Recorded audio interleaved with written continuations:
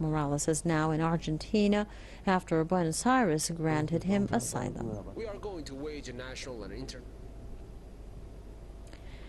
In order to discuss that further, we are joined by Mr. Danny Shaw, professor of Latin America and Caribbean Studies at CUNY.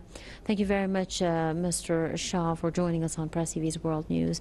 Now, the story of Evo Morales does not seem to be over very soon. What do you predict to happen next?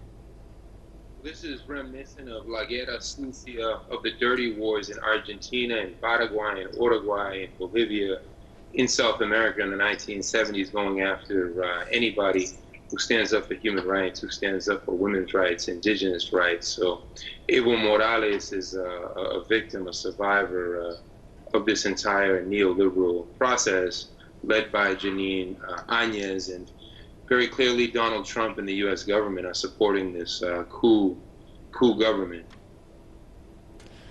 So what do you assume should be the next step that Evo Morales should take in order to defend his party and, of course, the many indigenous people who have laid their hopes in him? Well, Evo Morales and the MAS should be free to organize, to participate in the upcoming elections in 2020 in the spring.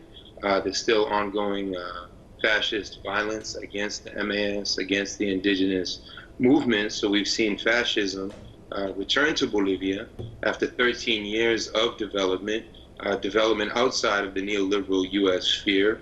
And this is, of course, what they could not accept. And to quote Evo Morales, our crime was that we are anti-imperialist and that we are indigenous. Considering the fact that the U.S. is backing the interim government there, do you believe that there is any hope for Evo Morales and his party? Of course, there's always hope. Hope is the last thing to die. The humble people of the world